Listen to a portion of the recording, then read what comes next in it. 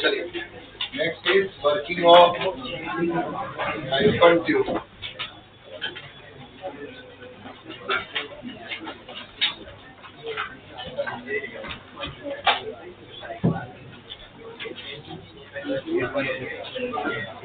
चलिए, ध्यान देना है,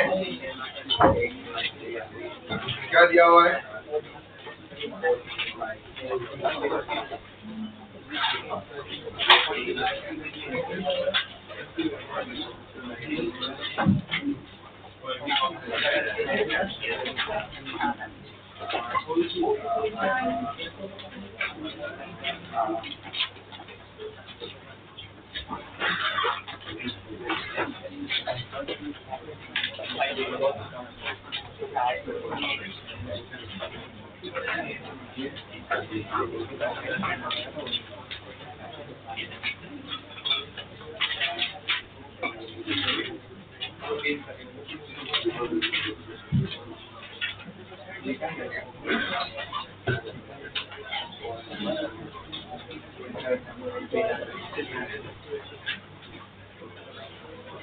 ये रही ट्यूब, देखिए इस तरह से बेंड किया हुआ है। अब आपने हाइपन ट्यूब के केस में हमने देखा होगा कि यार बहुत बार हम लोग इसका यूज करते हैं, जैसे पेट्रोल निकालना हो किसी और की गाड़ी में, और चुराना हो किसी और की गाड़ी में, तो हम लोग जनरली इस तरह से जो है ट्यूब का यूज करते हैं। अब आप कैसे ये वर्किंग कर रही है, और दूसरी बात है कि कितना ये हाइट कितना हम रखें कि लिक्विड यहाँ से बाहर निकले, मतलब कि हमने वाटर में डिप कर दिया है, उसका एंड कितना ऊपर हो कि फिर भी जो है यहाँ से लिक्विड जो है वो बाहर निकल रहा हो। क्लियर है? नो डाउट, अगर इसके वाटर के लेवल के नीचे होगा, पाइप नीचे होगा तो 100% लिक्विड बाहर निकलेगा। ठीक है, लेकिन आपको बताना है कि ये हाइट कितना हो और वाटर बाहर निकले को हमें बताना है। इसका वर्किंग में देखते हैं। क्लियर? अब इसमें हम लोग क्या करते हैं, देखो कुछ पॉइंट्स जो है हम सेलेक्ट करते हैं।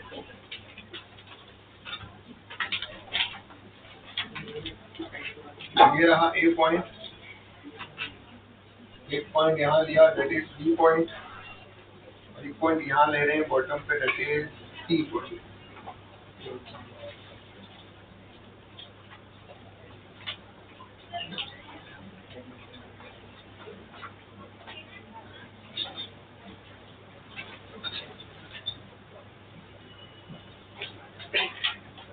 ठीक है, कोई कंफ्यूजन इसके अंदर? अब आपको मैं अगर पूछूं कि क्या पूरे ट्यूब में थ्रू आउट हर जगह पे लेंथ सेम रहेगा और वेलोसिटी सेम रहेगा या अलग अलग रहेगा, तो आप बोलोगे हर जगह सेम रहेगा, क्योंकि ट्यूब का क्रॉस सेक्शन एरिया हर जगह पे सेम है, तो वहाँ वेलोसिटी हर जगह क्या रहने वाला है, सेम रहने वाला है। यहाँ से क्लैरिटी आया।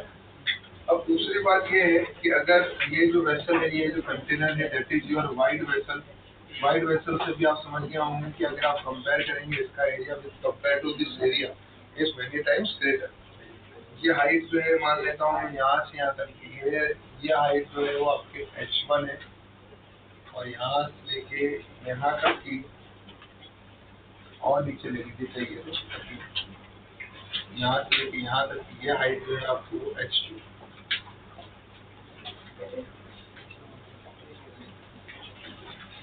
ठीक है, अब सबसे पहला एक काम करते हैं, चलिए वेलोसिटी निकालने की कोशिश करते हैं।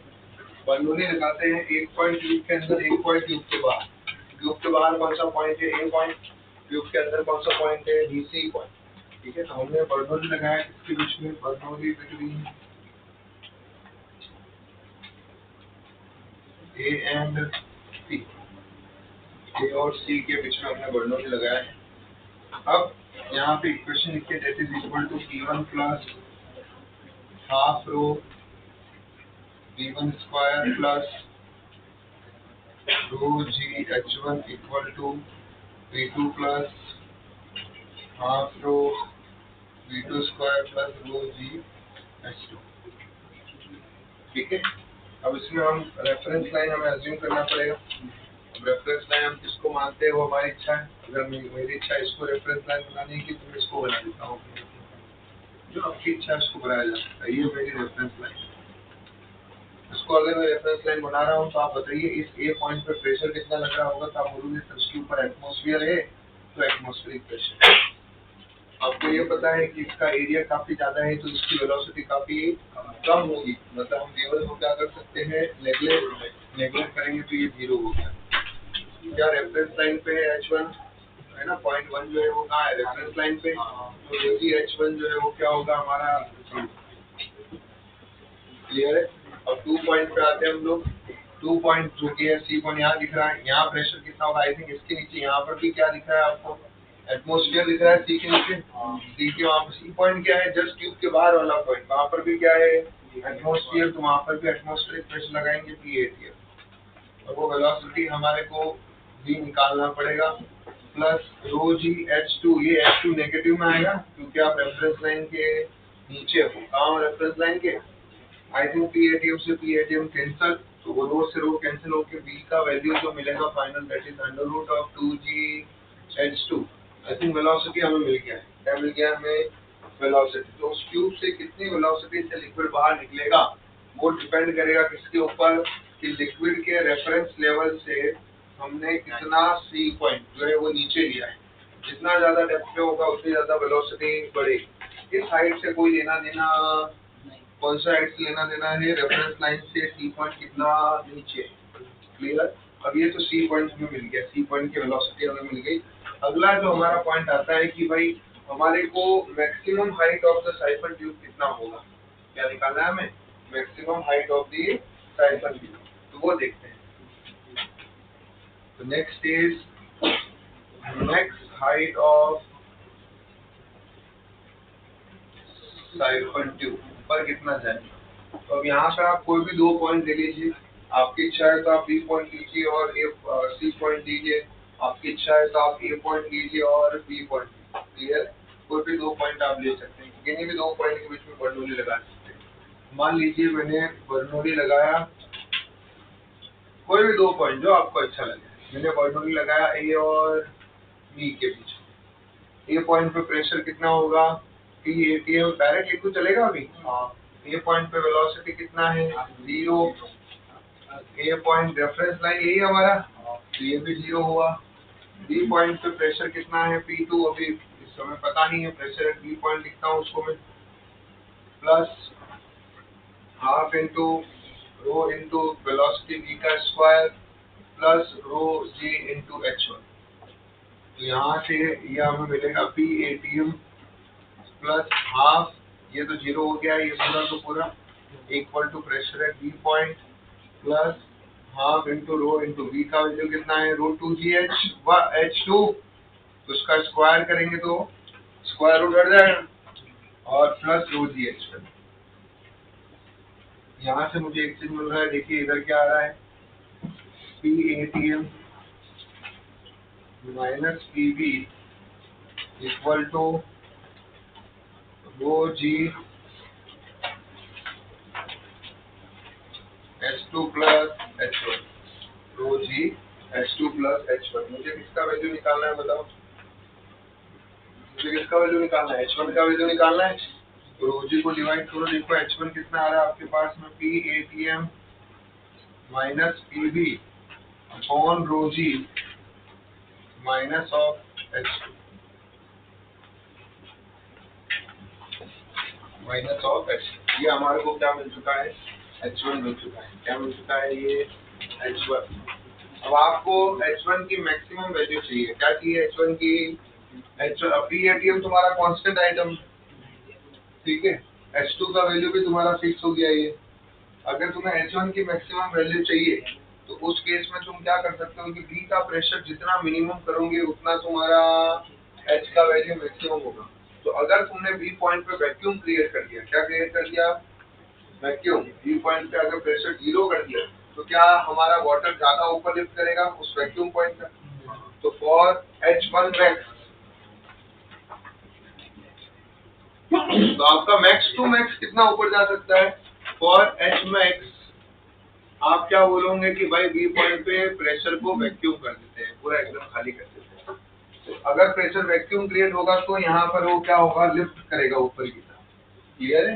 तो वैक्यूम जैसी क्रिएट होगा तो यहाँ जो हमें प्रेशर मिले, यहाँ जो हमें हाइट मिलेगी वो मैक्सिमम हाइट होगी, and that is equal to P ATM plus two g minus h.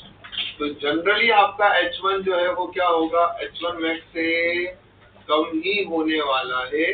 तो ये कितना रहने वाला है, that is equal to height आपको हमेशा P ATM upon rho g minus.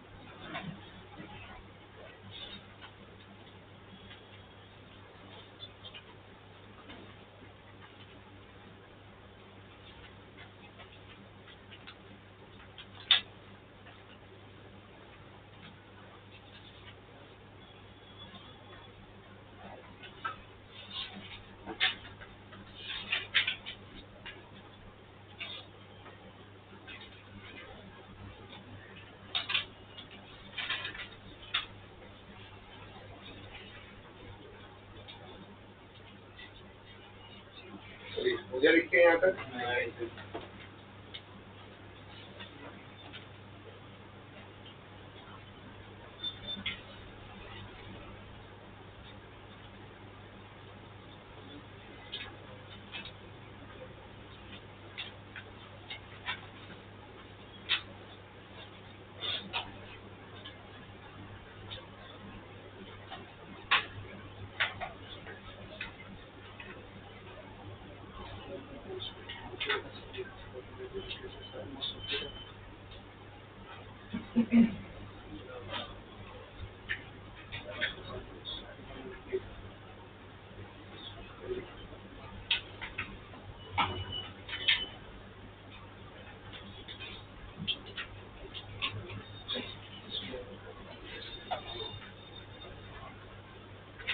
चलिए अभी आगे बढ़ते हैं हम लोग।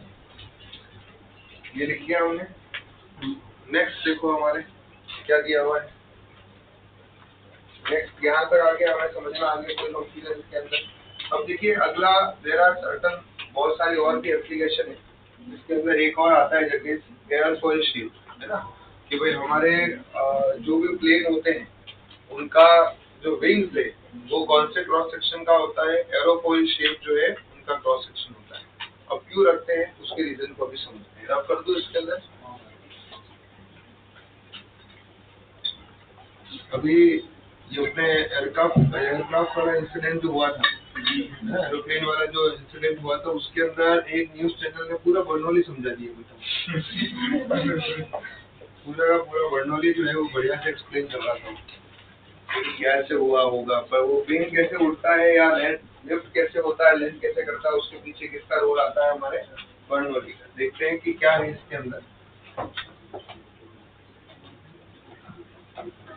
Application number I think 4।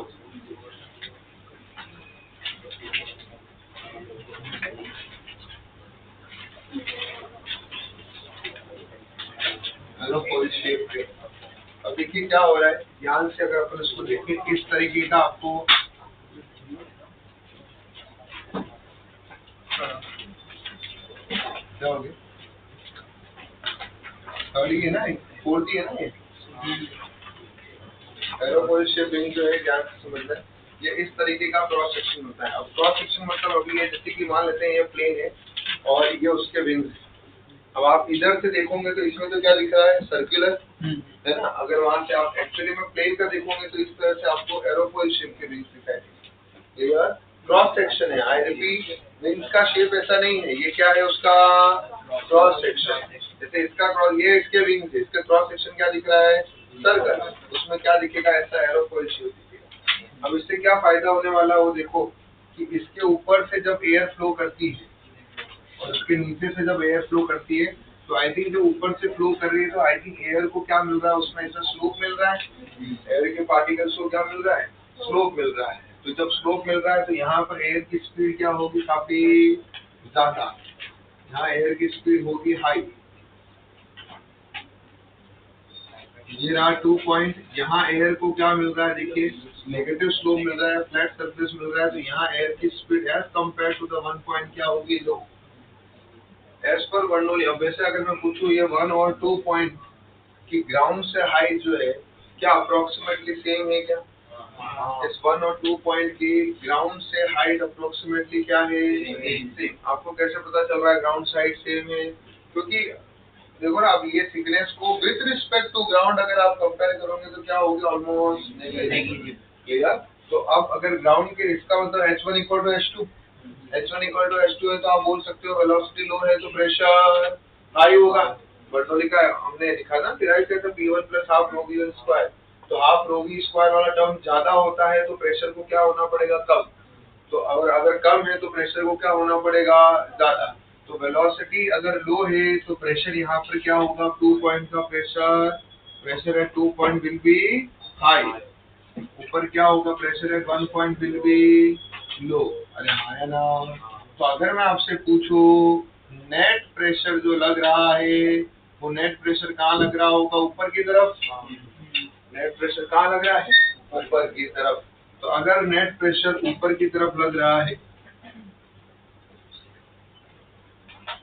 P net is equal to pressure at 2 point high है, प्रेशर एट 1 पॉइंट हम इसको से माइनस करेंगे, कोई कंफ्यूजन इसके अंदर, कोई दिक्कत नहीं। P2 माइनस P1 हमने कर लिया है।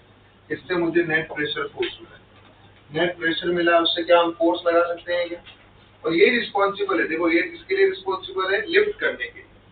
जैसे आप देखोगे अगर इसको लैंड करना है प्लेन को, तो अपने विंग के एंगल चेंज करता है, एंगल चेंज करने की वजह से ये 2 पॉइंट कहाँ चला जाएगा, ऊपर, 1 पॉइंट कहाँ आ जाएगा, नीचे। उस केस में नीचे क्या होगा, हाई पे, लो प्रेशर, ऊपर क्या होगा, हाई प्रेशर। तो नेट प्रेशर कहाँ लगेगा, नीचे की तरफ, तो वो विंग्स को क्या करेगा, नीचे की तरफ धक्का देगा, मतलब प्लेन उस केस में क्या होगा, लैंड होने वाला है। क्लियर हो रहा है यहाँ पे ना? अगर मुझे वो फोर्स निकालना है, और बर्नौली से आप लिख भी सकते हो, डेट इज क्या लिख सकते हो, P2 माइनस P1 को equal to half rho V1 square minus V2 square. ये क्लियर है कैसे आया ये? P1 plus half rho V1 square is equal to P2 plus half rho V2 square. Clear है? तो हमने क्या किया, हाफ रो V2 स्क्वायर को इधर भेजा, P1 को इधर भेजा, तो एक्सप्रेशन मिल रहा है P2 minus P1 is equal to half rho V1 square minus V2 square. Clear हो रहा है? अगर आपको फोर्स पूछा जाए,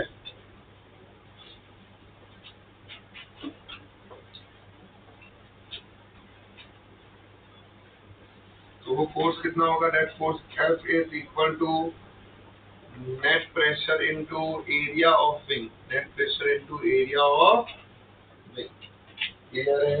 नेट प्रेशर कैसे निकालना है वो मैंने ऑलरेडी आपको बता दिया है। ये हमारा किसका फिनोमिना है, एरोफॉइल शेप विंग। लिख दीजिए फटाफट।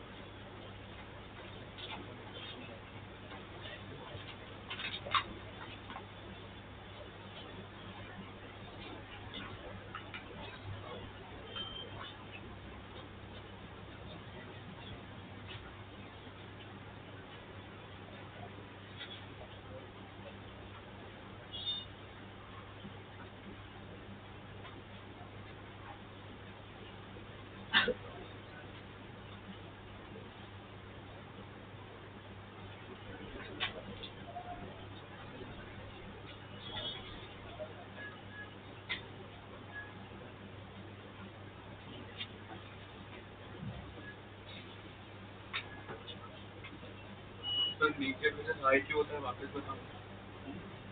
नीचे प्रेशर हाई क्यों होता है वो वापस बताओ।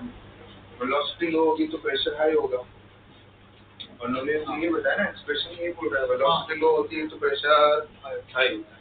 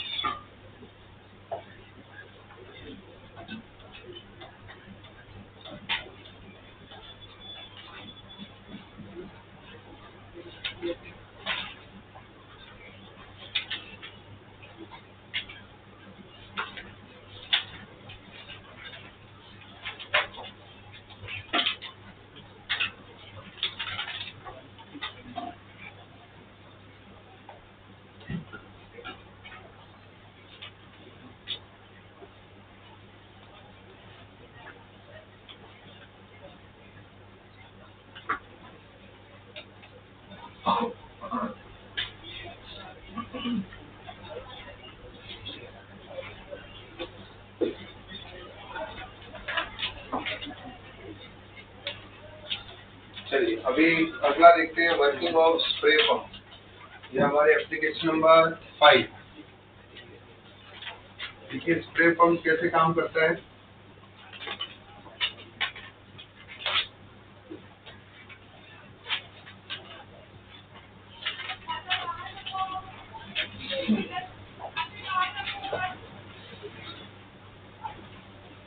एक स्टाफ को ऐसे ही बोलना पड़ेगा, 3 महीने तक रिकॉर्ड करके लगा देंगे हम यहाँ पे, या और जो भी है, छाता बाहर रखो, छाता बाहर रखो।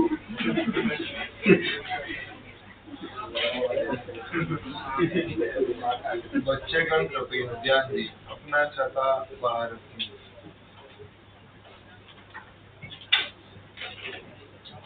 चलिए देखिए ध्यान से देखो, आपने सबने इस तरह से स्प्रे पंप देखा होगा, और उसमें आप एक चीज नोटिस करते हैं। देखिए क्या होता है कि सबसे पहला काम क्या करते हैं हम लोग, ऐसा इसको खींचते पीछे की तरफ। उसमें क्या होता है, ये वाटर ऊपर की तरफ आता है और फिर वो जो है पुश करके वहां से वाटर बाहर निकलता है। ऐसे कुछ होता है, इस तरह से हम करते रहते हैं ना उसके अंदर pump.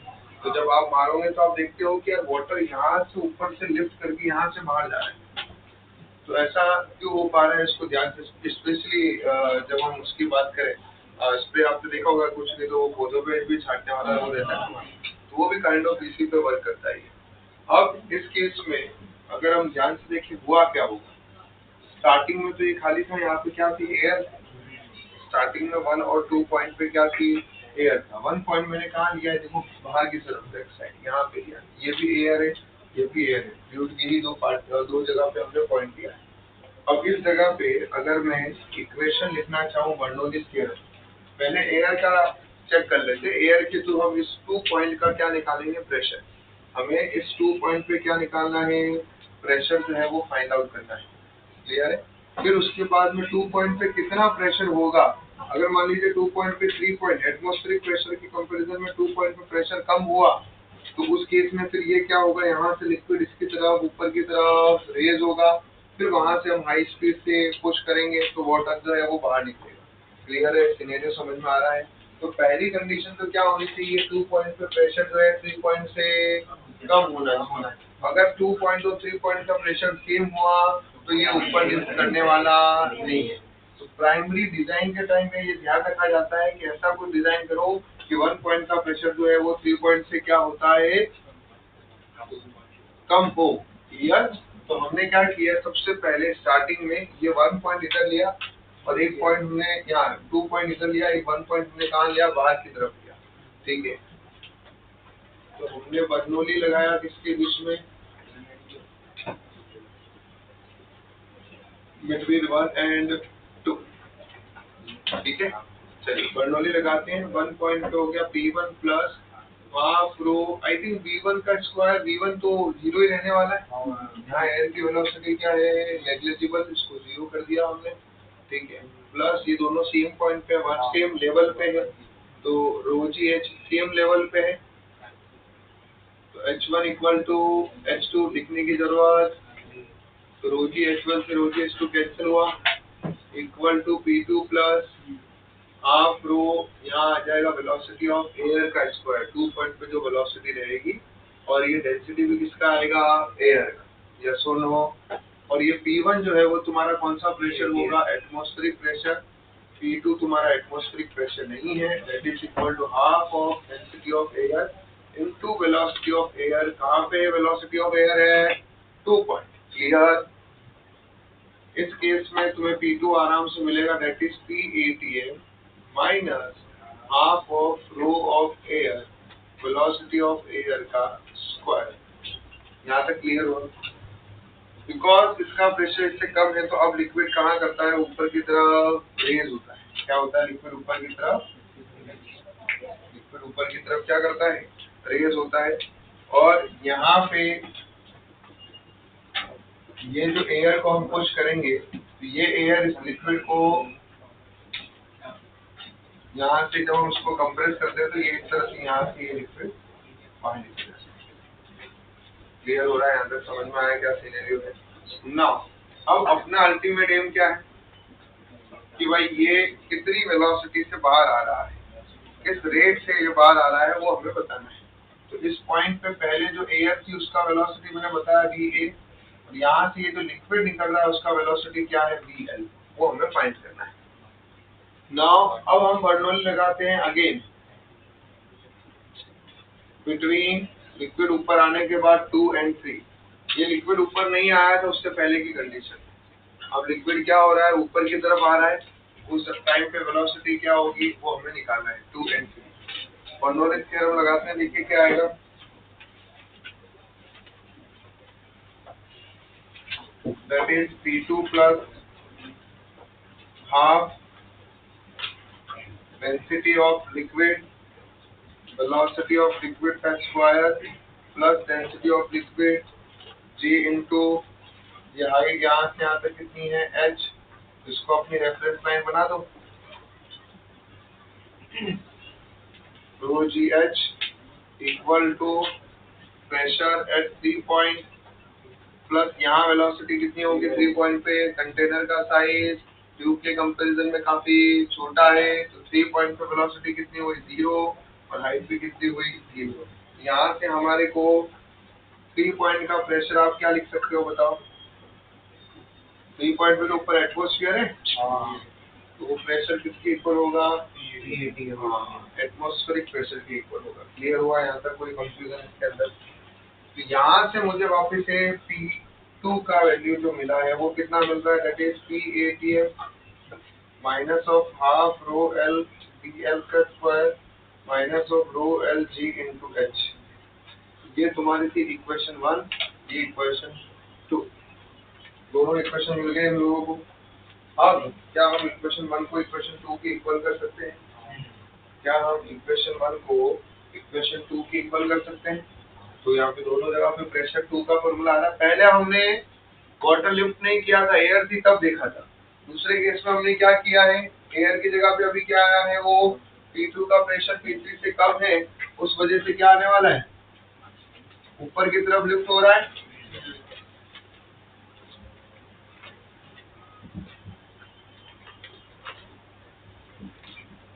Equation 1 is equal to 2 करता हूँ, that is equal to PATM plus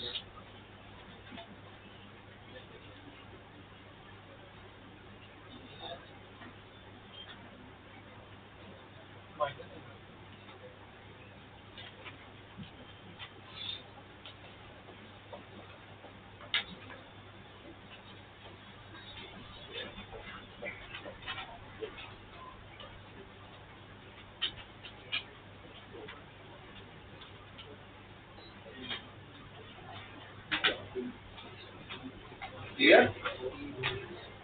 PATM से PATM कैंसल, तो half rho L into V L का square is equal to half of rho of air into velocity of air का square at 2 point minus rho L G into H.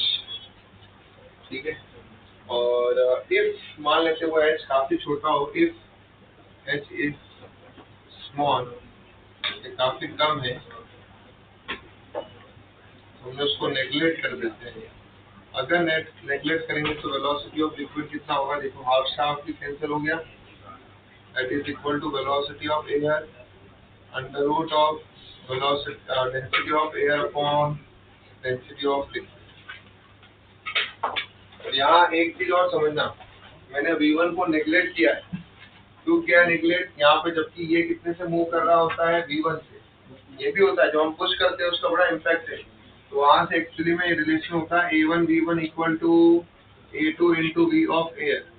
लेकिन हमें पता है कि A1 जो है वो A2 के कंपैरिजन में काफी स्मॉल है, इसीलिए हम V1 को इसके कंपैरिजन में क्या कर रहे हैं, नेगलेक्ट कर रहे हैं। वहाँ जो एयर की स्पीड थी उस कंपैरिजन में हम V1 को क्या कर रहे हैं, नेगलेक्ट कर रहे हैं। समझ में आ रहा है? यहाँ से जब हम इसको पुश करेंगे तो एयर के पार्टिकल भी आगे बढ़ेंगे, और इसके कंपैरिजन में ये वेलोसिटी काफी ज्यादा है,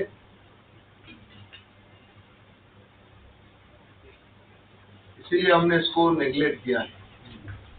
ठीक है,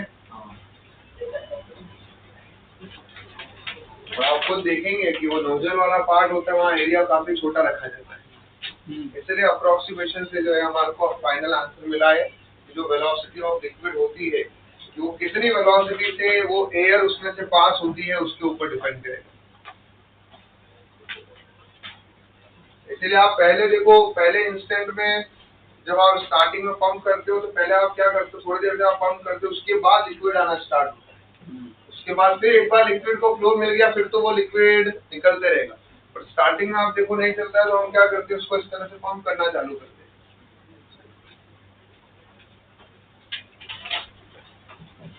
कि भाई आप क्यों कर रहे हो उससे पंप, कि यार यहाँ पर ये वेलोसिटी ऑफ एयर बढ़े, वेलोसिटी ऑफ एयर बढ़ेगी तो 2 पॉइंट का प्रेशर कम होगा, 2 पॉइंट का प्रेशर जितना कम होते जाएगा 3 पॉइंट के कंपैरिजन में उतना ही लिक्विड के ऊपर आने के चांसेस है।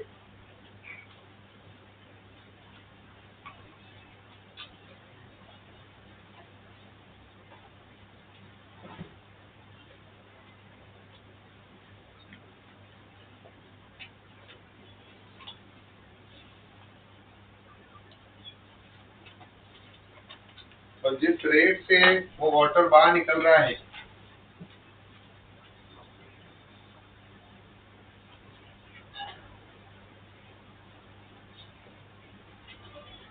दैट इज उस पंप का एरिया A इंटू वेलोसिटी, वो एरिया ऑफ क्रॉस सेक्शन वो आगे वाले पार्ट का, इस पार्ट का स्मॉल a का मतलब क्या है, एरिया ऑफ क्रॉस सेक्शन। ठीक है, अभी न्यूमेरिकल आता है पंप पे तो आप आराम से कर सकते हैं। ठीक है, समझे मैंने क्या किया है, पहले मैंने वाटर ऊपर नहीं आया थे, तब मैंने जो पंप मारा था उस पंप से मैंने एयर की वेलोसिटी निकाली। क्या निकाली मैंने उससे, एयर की वेलोसिटी। वो एयर की वेलोसिटी क्या है, v ऑफ एयर। मान लीजिए आपके पास में ये एरिया और ये एरिया दिया हुआ है, अब देखो क्वेश्चन में कैसे बता सकते हैं, ये एरिया और ये एरिया दिया हुआ है, इसका वेलोसिटी v1 भी दिया हुआ है, तो तुम फिर वहां से क्या निकालोगे, v ऑफ एयर। फिर यहाँ नेगलेक्ट मत करना जैसे मैंने यहाँ नेगलेक्ट किया, यहाँ दिया हुआ है तो नेगलेक्ट करने की जरूरत नहीं है। फिर वहां से v ऑफ एयर निकालो, फिर वो v ऑफ एयर भी वहां पुट करो, v1 भी वहां पुट करो, और वहां से जो है P2 प्रेशर निकालो, और उस P2 प्रेशर को यहाँ जो भी मिला है उसको तुम सीधा यहाँ सब्स्टिट्यूट करो, और वहां से तुम्हारे को क्या मिलेगा, वेलोसिटी ऑफ लिक्विड, कितनी वेलोसिटी से वो जो है लिक्विड बाहर निकल रहा है, और वो वेलोसिटी मिल जाए फिर उसके बाद पूछे कितना अमाउंट ऑफ वाटर बाहर निकल रहा है इनटू एरिया से मल्टीप्लाई करना। समझे मैं क्या बोल रहा हूँ, एक बार मैं वापस रिपीट कर रहा हूँ। यहाँ क्वेश्चन में मैंने अप्रोक्सीमेशन लिए हैं to find out this expression, ठीक है, ये शॉर्टकट फॉर्मूला बनाने के लिए। अगर क्वेश्चन में आपको बोले कि जिस स्पीड से हम उस पंप को मूव कर रहे हैं उस पिस्टन की स्पीड V1 गिवन हो, इसका एरिया दिया हो, पिस्टन का एरिया दिया हो, तो वही बर्नौली इक्वेशन के अंदर आपके पास V1 दिया हुआ होगा, पिस्टन का एरिया दिया है और नोजल का एरिया दिया, वहां से आप वेलोसिटी ऑफ एयर निकालोगे, इसको यहाँ पे वो पुट करोगे, वहां से आपको किसका वैल्यू मिलेगा P2 का। फिर आप सोचोगे अच्छा P2 का प्रेशर तीसरे से कम हो गया है, मतलब लिक्विड अभी ऊपर आने लग गया है, तो अगली बर्नौली लगाओगे लिक्विड के मॉलिक्यूल्स में। 0.2 का प्रेशर आप ऑलरेडी निकाल चुके हो, रखोगे। 0.3 पे तो तुम्हें पता ही है एटमॉस्फेरिक प्रेशर है। 0.3 में वेसल जो है उसका एरिया ट्यूब के कंपैरिजन में काफी ज्यादा है, वेलोसिटी को नेग्लेक्ट कर दिया, मान लो वहां पर भी नहीं करना है, तो आपके पास में कंटिन्यूटी इक्वेशन से आप यहाँ का भी वेलोसिटी निकाल सकते हो। फिर वो पुट करोगे और फिर आपने बर्नौली की हेल्प से जो है क्या निकाला, वेलोसिटी ऑफ लिक्विड, कि कितनी वेलोसिटी से जो है वो लिक्विड बाहर निकले। समझा? क्लियर हुआ?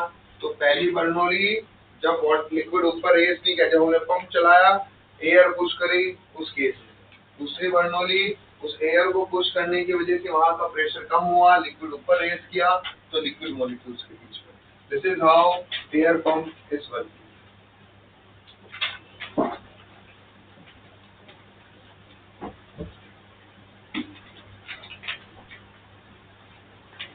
चलिए आगे बढ़ते हैं।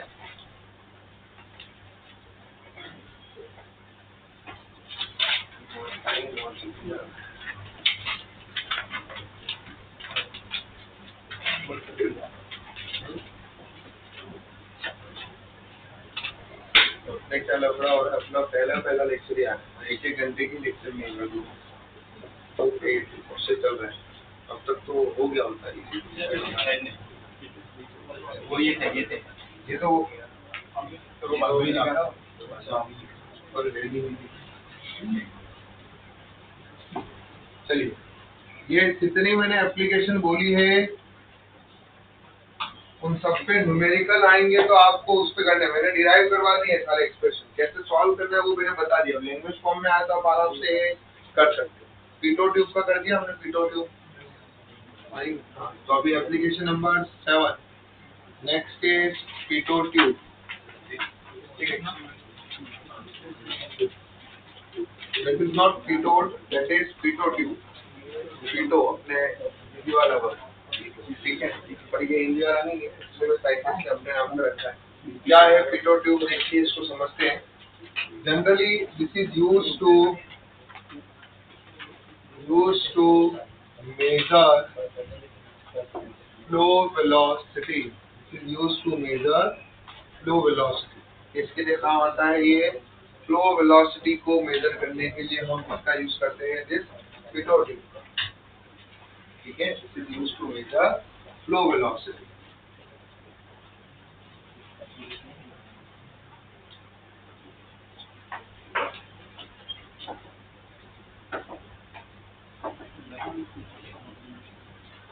बर्नौली के हर एक एप्लीकेशन पे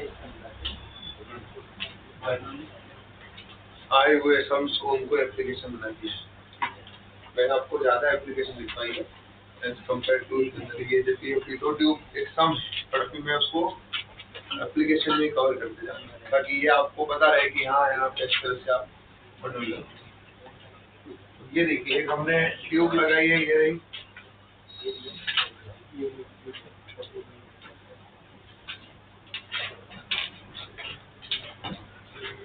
अब इस ट्यूब को अगर आप ध्यान से देखें, इसको हमने लिक्विड में डाल दिया है इस ट्यूब को।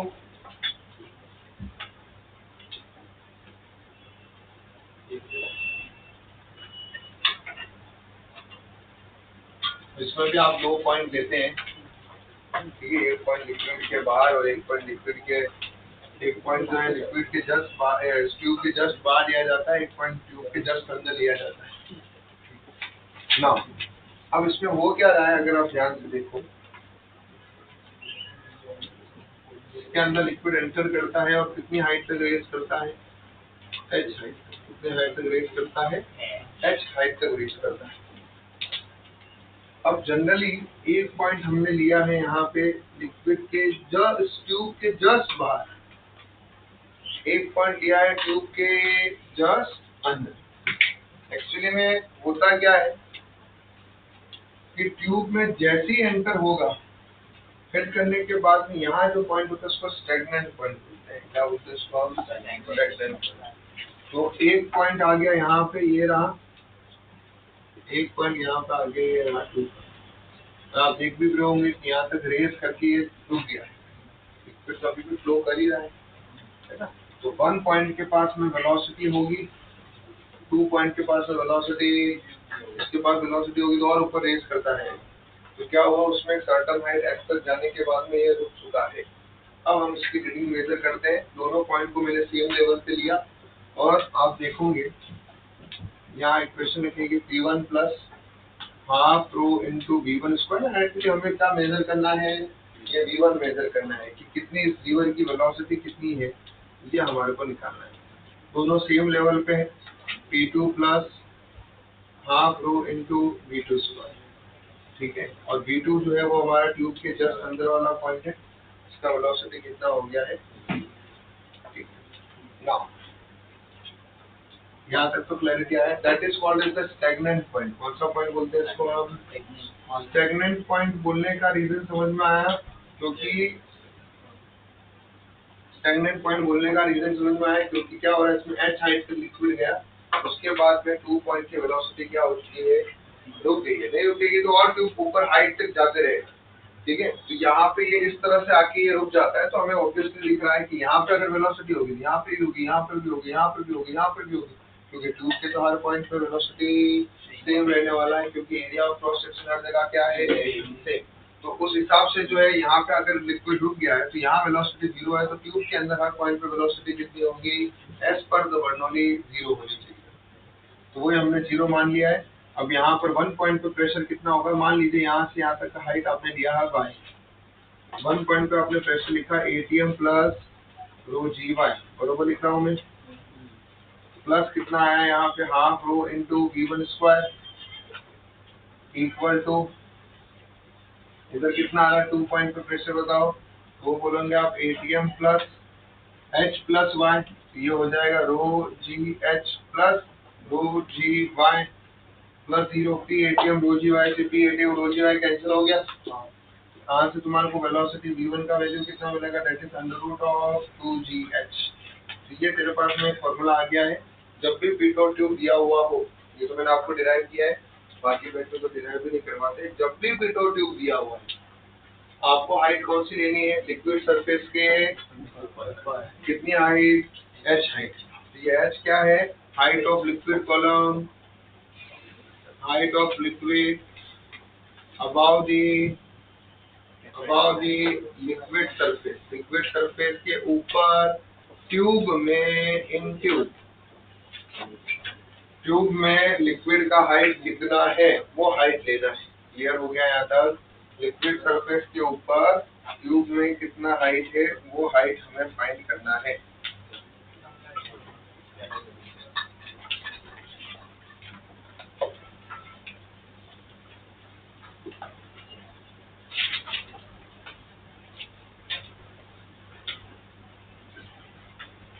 तो बढ़िया क्वेश्चन दूंगा, करके लाऊंगे क्या?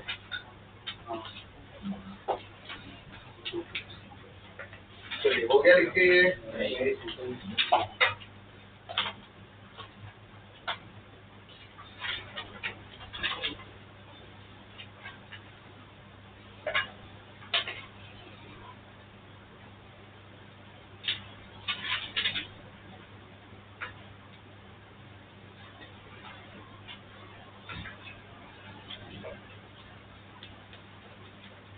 ये तो इसका केस नंबर 1 हुआ। अब मान लीजिए एक तरीका और होता है प्रेशर को मेजर करने का, वो कौन सा बताओ, मैनोमीटर वाला। जैसे आपने उधर लगाया था वेंचुरीमीटर में, इधर भी मैनोमीटर लगा के देखो पीटो ट्यूब में, वो कैसे मिलेगा आंसर। ये इन टर्म्स ऑफ इंजीनियरिंग, ये जो प्रेशर को मेजर करने के लिए खाली ट्यूब रख रहे हैं ना, जिसमें वही सेम लिक्विड ऊपर तक रेज हो रहा है, इनको पीजोमीटर्स बोलते हैं। क्या बोलते हैं इनको? पीजोमीटर। प्रेशर मेजर करने के वो इंस्ट्रूमेंट जिसमें वही सेम लिक्विड ऊपर तक रेज होकर ऊपर तक एच हाइट तक जाके प्रेशर को बताता है। जैसे इसमें भी एच हाइट तक जाके उसने आपको 2 पॉइंट का प्रेशर बताया, that is rho ji h plus Y.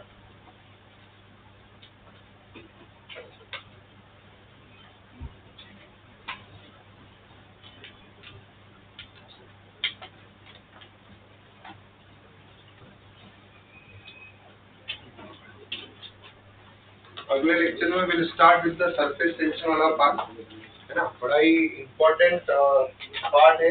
आप पीवाईक्यूज अगर देखते हैं तो आपको दिखेगा सबसे ज्यादा पीवाईक्यू सरफेस टेंशन में किया है।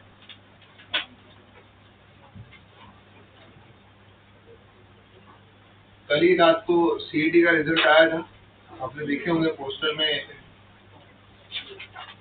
कुछ 35 के ऊपर तो अभी तक आ गया है, 99 परसेंटाइल के ऊपर है।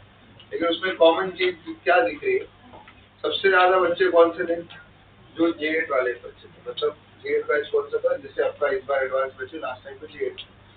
तो अब एडवांस वाले जिन्होंने एडवांस में पढ़ा है, जिन्होंने मेंस में पढ़ा है, उन्होंने ही किसमें पढ़ा है, DJ। तो अब ये तुम उसमें टेंशन लो ही मत कि हमारा कहीं कुछ नहीं हुआ तो आपका सीटी में अच्छा ही होगा। तो अभी आप दिल लगा के किसकी तैयारी करो, एडवांस और मेंस। आपको इधर उधर कहीं घबराने की जरूरत नहीं कि अगर आपने कॉन्सेप्चुअली आप स्ट्रॉन्ग, भली पेपर पैटर्न अलग है। आपको क्या लगता है जैसे शिवम है, यशवी है ना, कल्प है, क्या उन्होंने सीईटी के एग्जाम लिखे थे क्या? नहीं, उन्होंने डायरेक्ट उससे पहले 2-3 मॉक टेस्ट दिए होंगे तो दिए होंगे, नहीं तो शिवम का तो मुझे वो भी डाउट आ रहा है कि उसने सीईटी या कोई मॉक टेस्ट दिया होगा। तो वो एग्जाम उसी दिन, क्योंकि उसमें क्वेश्चन उसलिए अगर आपको एडवांस के क्वेश्चन बन रहे हैं तो आप सीईटी के क्वेश्चन तो आराम से बना लो। तो उसमें आपको वहाँ पे भी वो टेंशन लेना ही नहीं कि मेरा क्या होगा, कहीं नहीं हुआ तो आपका सीईटी में तो हो ही जाएगा। तो इस हिसाब से जो है आराम से पढ़ो। अभी सीईटी के लिए अपने आप को डिस्टर्ब करने की जरूरत नहीं, मेंस के लिए, एडवांस के लिए मेहनत करो आराम से। ऑटोमेटिकली हम किसी और का सीट ब्लॉक करके दे देंगे उसको बाद में। क्या हुआ ना सीईटी के भी, सीईटी बैच वाले थे बहुत सारे। मैं एग्जाम्पल ऐसा भी नहीं कि जेएड के सारे बच्चे थे, ऐसे तो 50 बच्चे थे, तो 50 की 50 वो होने चाहिए। बाकी मतलब मेरा कहने का मतलब जो अच्छा बच्चा है, जिसने जेन्युइन में मेहनत की है, और जिसने नहीं की है वो तो ऑब्वियसली नहीं होगा। सिंपल सी बात है कि भाई इसमें बाकी थे सीईटी बैच वाले भी बहुत सारे थे उसमें, जो सीईटी बैच में जो अच्छे थे, जिन्होंने बहुत अच्छे से मेहनत की थी, उसका तो नहीं है।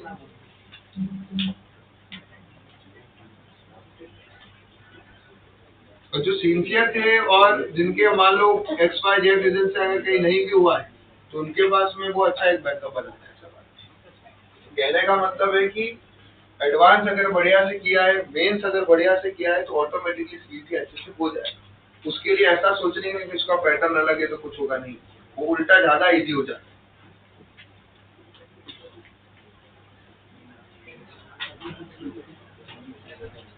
ये देखिए यहाँ पर आप ध्यान से देख सकते हो कि ये आगे आपके पास पीजोमीटर है। अब मुझे एक चीज बताओ, यहाँ पर भी मैं सेम तरीके से 2 पॉइंट ले रहा हूँ, ये रहा 1 पॉइंट, एक ट्यूब के अंदर लिया 2 पॉइंट।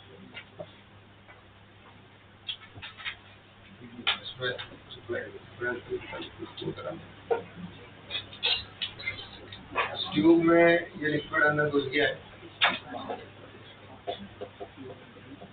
अब 1 पॉइंट पे वेलोसिटी क्या हो गई आपके, 2 पॉइंट पे जो है वेलोसिटी क्या है तुम्हारे 0। तो 0 होना जरूरी भी नहीं हुआ तो क्या होगा, यहाँ से लिक्विड एंटर किया, वेलोसिटी है तो ये सारा लिक्विड यहाँ से मैनोमीटर का उधर पहुंच जाएगा। ठीक है, वेलोसिटी 0 है तो डेफिनेटली प्रेशर क्या होगा, वहाँ पे हाई होने वाला है। तो 2 पॉइंट का प्रेशर 1 पॉइंट से ज्यादा है तो ये लिक्विड को नीचे की तरफ धकेलेगा। एक काम पर यहाँ 1 पॉइंट यहाँ बना, क्लियर। और यहाँ पे प्रेशर कम है तो मैनोमेट्रिक लिक्विड इधर की तरफ रेज करेगा। और ये आपको क्या मिल चुका है, इसके बीच का डिफरेंस दैट इज एच, और ये रहा रो। कोई कंफ्यूजन नहीं।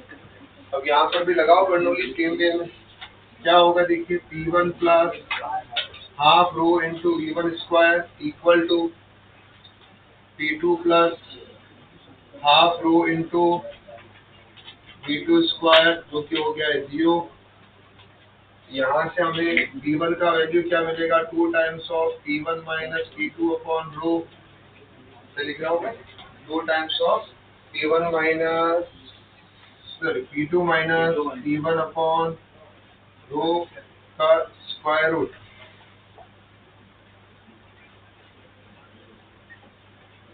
सही लिखा है हमने। और P2 माइनस P1 को आप क्या लिख सकते हो, रो जी एच।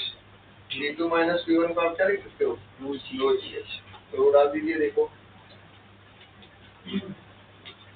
P1 अगर आपको बहुत एक्यूरेटली खेलना है, ध्यान से देखो, एकदम एक्यूरेटली खेलना है, तो मान लो ये क्या हो रही है, ये हाइट कितनी है, y, तो आपका P1 माइनस P2 कितना होगा, ये चेक करो। देखो इसमें ये रेड कलर वाला लिक्विड कितना है, y हाइट तक है ये,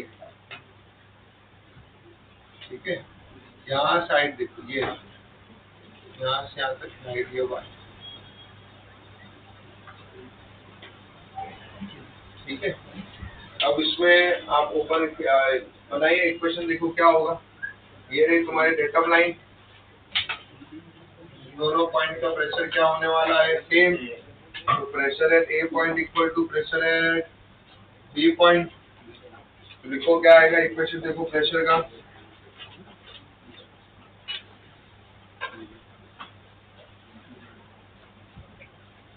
pressure at A point equal to pressure at B point. Equation लिखा, कितना आएगा ये पॉइंट पे, pressure at 1 point plus,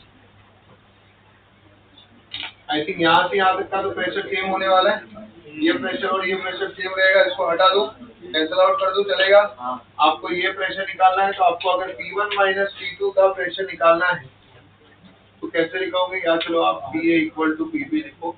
1 point पे प्रेशर हुआ P1, डेंसिटी ऑफ लिक्विड या वाटर जो भी है, water into G into Y plus density of manometric liquid into G into HF बरोबर। और प्रेशर एट बी पॉइंट में हुआ है डेंसिटी ऑफ वाटर, ये लिख दिया है ना अपने, ग्राफ कर दो ना, into G into HW plus density of water G into HF। सही लिखा है मैंने यहाँ तक। अब आपके रो W into G into Y वाला पार्ट तो कैंसिल आउट हो जाएगा, ये डेंसिटी ऑफ वाटर का है। तो ये से ये कैंसिल आउट हो गया है, ये प्लस हाइट प्लस ये हाइट ये आ रहा है, ये वाला पार्ट और ये वाला पार्ट तो कैंसिल हुआ, बचा क्या, देखो pressure at B point to pressure at 2 point ऊपर था, 1 पॉइंट माइनस 2 पॉइंट,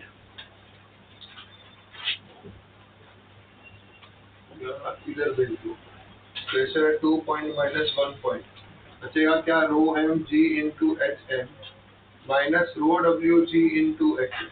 सही लिख रहा हूँ। यहाँ से आपको P2 माइनस P1 मिल रहा है, rho M minus rho W into G into H है, ठीक है। अब इसको तुम यहाँ पुट कर दीजिए, ये डेंसिटी ऑफ वाटर है, रो डब्ल्यू, रो डब्ल्यू। यहाँ से आपको V1 मिलेगा, पुट 2 in 1, कितना आ रहा है देखिए, V1 is equal to under root of 2 into rho M minus rho W upon rho W G into H. समझे कि नहीं समझे, क्लियर हुआ क्या हुआ इसके अंदर। तो आप इन शॉर्ट आप एक चीज नोटिस करे होंगे, मैं अलग अलग सिनेरियो में क्या लगा रहा हूँ, बर्नौलीज थ्योरम लगा रहा हूँ, लेकिन अपने बेसिक्स को पकड़ के लगा। अब मुझे एक चीज याद रखना, पिटोट ट्यूब के अंदर वेलोसिटी क्या होगी, 0, तो ही वो H हाइट तक जाके फिर लिक्विड रुकेगा। समझ में आ रहा है, ये लाइन को याद रखो, पिटोट ट्यूब के अंदर वेलोसिटी क्या होगी, फिर तो आप लगा के भी कर लोगे अगर आपको फॉर्मूला याद नहीं है ना। पिटोट ट्यूब के अंदर जो है, इनसाइड पिटोट ट्यूब वेलोसिटी जो है वो क्या होगी, वेलोसिटी ऑफ लिक्विड इज 0। जब रुक जाएगा, जब स्टैग्नेंट कंडीशन आएगी तभी तो आप रीडिंग मेजर करोगे। जैसे स्टैग्नेंट कंडीशन आया फिर रीडिंग मेजर करो, स्टैग्नेंट कंडीशन आ गई मतलब पिटोट ट्यूब के अंदर लिक्विड का वेलोसिटी क्या हो चुका है, समझा कि नहीं समझा।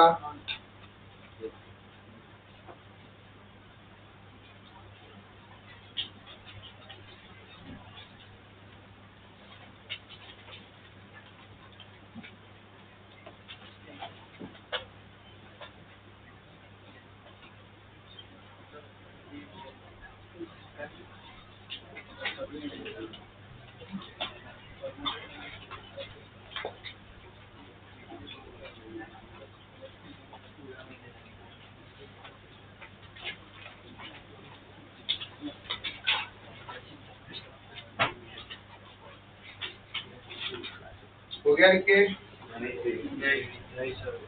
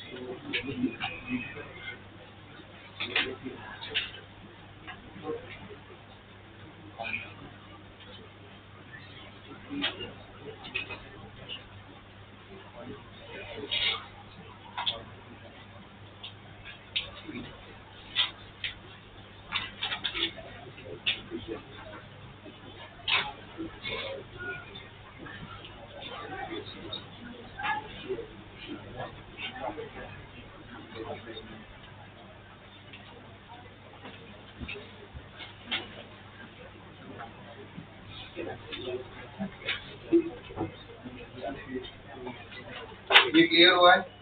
देन उसके बाद में 2-3 एप्लीकेशन और है, जैसे आप सब लोगों ने मैग्नेस इफेक्ट सुना होगा, है ना? क्या एप्लीकेशन नंबर क्या है? कौन कौन? एक तो होता है बॉल स्विंग कैसे करती है, या उसके इसमें हम देख सकते हैं, तो इसको हम समझते हैं स्विंग ऑफ बॉल। आपने देखा होगा इस केस में, ये रही ग्रिप, ठीक है।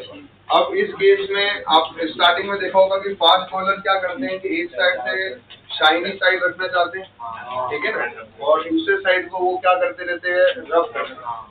अब उससे होता क्या है कि ये जो है, ये मान लेते हैं आपके शाइनी सरफेस है, और ये आपका कौन सा सरफेस है? शाइनी सरफेस पे वेलोसिटी क्या होगी भाई? ज्यादा। वेलोसिटी क्या होगी वहाँ पे? हाई, स्मूथली जा रही है। यहाँ रफ है पार्टिकल, तो यहाँ वेलोसिटी क्या हो जाएगी? लो। अरे हाँ है ना, यहाँ रेजिस्टेंस होगा, यहाँ वेलोसिटी लो हो गई।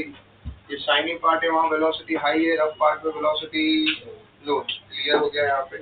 अब ये लो होगी या हाई होगी? दो जबरदस्त पार्ट है। वेलोसिटी लो होगी या हाई होगी? सर शाइनी में फ्रिक्शन कम रहेगा तो फास्ट चलेगा। एक बड़ा इंटरेस्टिंग पॉइंट है यहाँ पे, रफ वाले पार्ट पे वेलोसिटी होती है हाई, शाइन वाले पार्ट में वेलोसिटी होती है लो।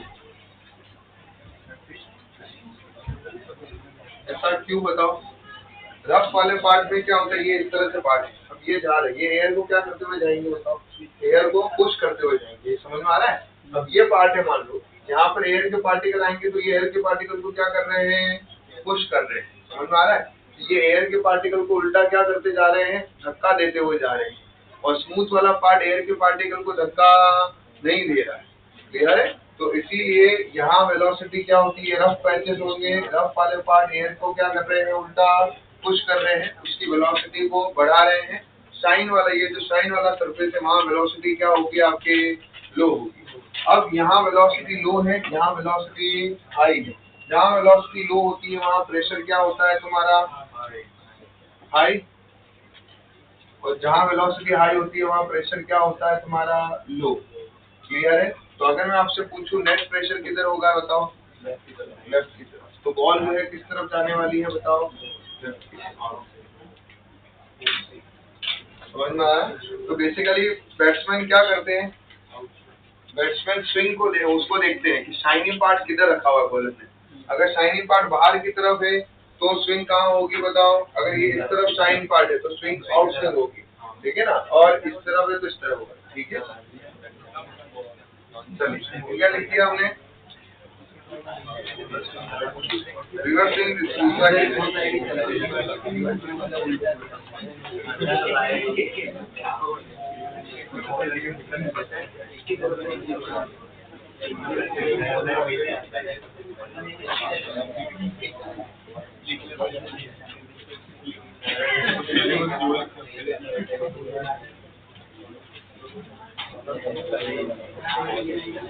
ठीक है। हमेशा जो कन्वेंशनल स्विंग बॉलर है ना, नॉर्मल जो बॉल की उससे करवाते हैं, बाकी तो अलग अलग तरीके से पकड़ने का तरीका है, तो हमेशा रफ साइड में बॉल जो है पड़ के टप्पा करके उधर जाती है। क्लियर है? और शाइनी तरफ नहीं जाती जनरली, है ना। जब आपके रफ साइड होगा उस तरफ जो है बॉल टिप करके उस तरफ जाएगी। क्या हो गया, बोलना है कंफ्यूजन आ रही है। रिवर्स स्विंग अलग केस, रिवर्स स्विंग नए बॉल के साथ नहीं होता है, पुरानी बॉल के साथ होता है। जब बॉल दोनों तरफ से, कोई साइड पार्ट रहता ही नहीं, पूरा दोनों साइड से रफ हो जाती है, तब क्या होता है, एक साइड अब बॉल इतना पुराना हो जाता है कि एक तरफ से थोड़ा मास निकल जाता है, तो एक तरफ मास थोड़ा कम रहता है, दूसरी तरफ मास ज्यादा रहता है।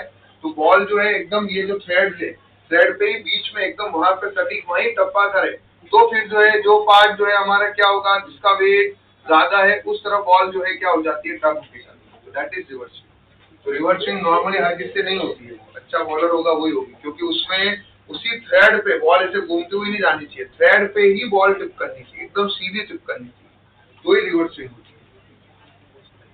तुम सोचो कि मैं रिवर्स स्विंग करने लग जाऊंगा तो नहीं होगी, तुमसे टाइम लगेगा। ये हो सकता है, स्विंग जो है वो आराम से हो जाती है, नई बॉल के साथ में स्विंग हो जाती है, इसीलिए वो एक तरफ से कंटिन्यूसली स्टार्टिंग में आके ऐसे रब करते रहते थोड़ी देर तक टाइम पास, है ना, और दूसरी तरफ जो है वो सलाइवा से जो है उसकी कोशिश करते हैं कि उसको शाइनी बना के।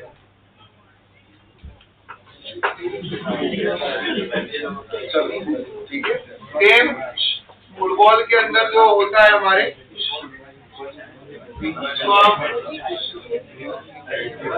मैग्नेट इफेक्ट बोलते हैं, उसमें क्या हो रहा है, एक मिनट, ये रहा फुटबॉल हमारे पास,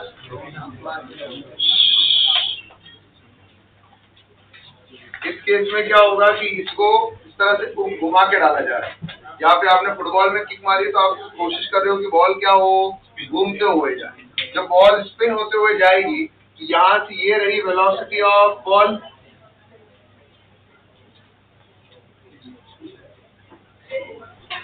ये रही वेलोसिटी ऑफ बॉल, और ये रहा हमारे किसका आ गया, यहाँ पे एयर की वेलोसिटी आ गया। क्या एयर और बॉल की वेलोसिटी सेम डायरेक्शन में है, यस और नो। तो ये बॉल की वेलोसिटी एयर को क्या करेगी, पुश करेगी, मतलब उसको आगे सपोर्ट करेगी। तो यहाँ एयर की वेलोसिटी क्या हो जाएगी, हाई, और यहाँ पे एयर की वेलोसिटी को बॉल की वेलोसिटी क्या करेगी, रिटार्ड। तो यहाँ वेलोसिटी हो जाएगी लो, वेलोसिटी लो है तो यहाँ प्रेशर क्या हो गया तुम्हारा, हाई, और यहाँ प्रेशर क्या हो गया है, लो। तो यहाँ पर बॉल किस तरफ जाएगी, इस डायरेक्शन, ये रही तुम्हारे direction, high pressure to high pressure की तरफ। जो ये हाई प्रेशर है, लो प्रेशर है, तो नेट प्रेशर आएगा डाउनवर्ड डायरेक्शन में, तो इस डायरेक्शन में मूव करेगी। समझ में आया। इसीलिए बॉल जो है वो घूमते हुए जाती है, तो उस केस में बॉल सीधा ना जाके इस तरह से घूम के गोल पोस्ट में हिट करती है। जो डेविड बेकहम के बनाना किक जिसको बोलते हैं, वो ये वाला फुटबॉल में सुना होगा, वो बॉल ऐसे घूम के गोल पोस्ट में जाती है। तो उसमें आप बॉल को सीधा हिट करोगे तो फिर ये नहीं लगेगा, बॉल घूमते हुए जानी चाहिए, स्विंग होते हुए जाएगी तब फिर बर्नौली लगता है। या फिर आप बिल्डिंग के छत से कोई भी फुटबॉल या बास्केटबॉल को लेके ऐसे घुमा के आप नीचे फेंकोगे तो वो सीधे नहीं गिरेगी, वो इस तरह से घूमते हुए जाएगी। उसका रीजन है बर्नौली। बॉल की वेलोसिटी एयर की वेलोसिटी को एक साइड में सपोर्ट कर जाती है, बॉल की वेलोसिटी एयर की वेलोसिटी को एक साइड में रिटार्ड कर जाती है। जिधर रिटार्ड करेगी उधर वेलोसिटी लो हो जाएगी एयर की, जिधर सपोर्ट करेगी उधर एयर की वेलोसिटी हाई हो जाएगी। जहाँ वेलोसिटी हाई है वहाँ प्रेशर लो, जहाँ वेलोसिटी लो है वहाँ प्रेशर हाई। तो नेट प्रेशर किधर लग रहा होगा, उसके अकॉर्डिंग जो है आपको उस बॉल की डायरेक्शन को देखना है। तो इसके साथ ही बर्नौली की एप्लीकेशन खत्म हो गई है। और भी छोटी मोटी एप्लीकेशन है जो आप एसटीडी में पढ़ सकते हो कि घर के छत जो है वो है, आपने देखा ऐसे क्यों बनाए जाते हैं, उसके पीछे भी बर्नौली का रोल है।